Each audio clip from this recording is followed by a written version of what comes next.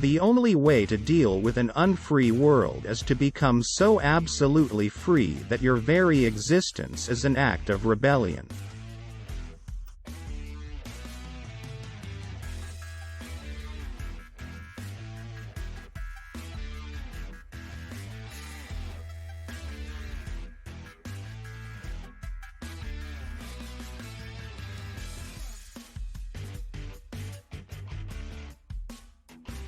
Autumn is a second spring when every leaf is a flower.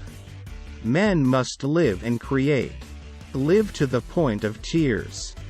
A man's work is nothing but this slow trek to rediscover, through the detours of art, those 2 or 3 great and simple images in whose presence his heart first opened. Nobody realizes that some people expend tremendous energy merely to be normal. Blessed are the hearts that can bend, they shall never be broken. Nothing is more despicable than respect based on fear. Integrity has no need of rules. Beauty is unbearable, drives us to despair, offering us for a minute the glimpse of an eternity that we should like to stretch out over the whole of time. To be happy, we must not be too concerned with others. All great deeds and all great thoughts have a ridiculous beginning. Great works are often born on a street corner or in a restaurant's revolving door. The absurd is the essential concept and the first truth. But what is happiness except the simple harmony between a man and the life he leads? There is no love of life without despair of life. The need to be right is the sign of a vulgar mind. Without culture, and the relative freedom it implies, society, even when perfect, is but a jungle. This is why any authentic creation is a gift to the future. We always deceive ourselves twice about the people we love, first to their advantage, then to their disadvantage. Without work, all life goes rotten. But when work is soulless, life stifles and dies. A free press can, of course, be good or bad, but, most certainly without freedom, the press will never be anything but bad. A guilty conscience needs to confess. A work of art is a confession. The welfare of the people in particular has always been the alibi of tyrants. Friendship often ends in love, but love in friendship, never. The evil that is in the world almost always comes of ignorance, and good intentions may do as much harm as malevolence if they lack understanding. We continue to shape our personality all our life. If we knew ourselves perfectly, we should die. It is necessary to fall in love, if only to provide an alibi for all the random despair you are going to feel anyway. In order to exist, man must rebel, but rebellion must respect the limits that it discovers in itself. Limits where minds meet, and in meeting, begin to exist. The gods had condemned Sisyphus to ceaselessly rolling a rock to the top of a mountain, whence the stone would fall back of its own weight. They had thought with some reason that there is no more dreadful punishment than futile and hopeless labor. As a remedy to life in society, I would suggest the big city. Nowadays, it is the only desert within our means. Stupidity has a knack of getting its way. I would rather live my life as if there is a God and die to find out there isn't, than live as if there isn't and to die to find out that there is. In the depth of winter I finally learned that there was in me an invincible summer. Freedom is nothing but a chance to be better. Those who lack the courage will always find a philosophy to justify it. A man without ethics is a wild beast loosed upon this world.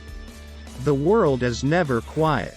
Even its silence eternally resounds with the same notes, in vibrations which escape our ears.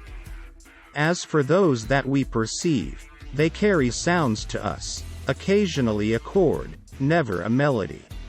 You will never be happy if you continue to search for what happiness consists of. You will never live if you are looking for the meaning of life. You cannot create experience. You must undergo it. The struggle itself towards the heights is enough to fill a man's heart. One must imagine Sisyphus happy.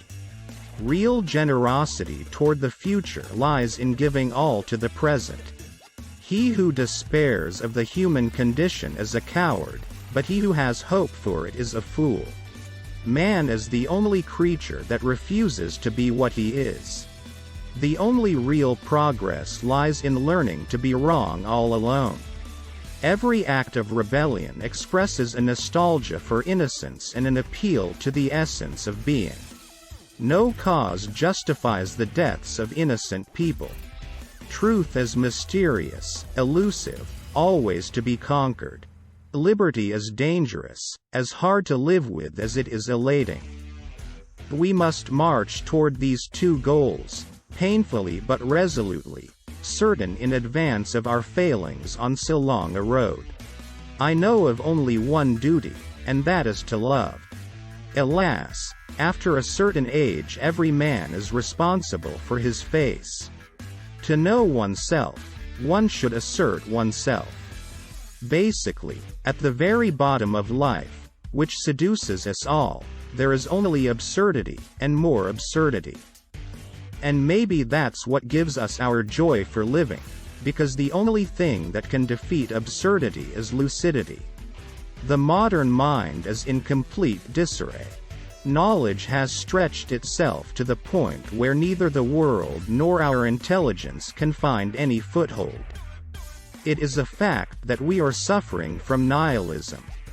There is no fate that cannot be surmounted by scorn. Truth, like light, blinds. Falsehood, on the contrary, is a beautiful twilight that enhances every object.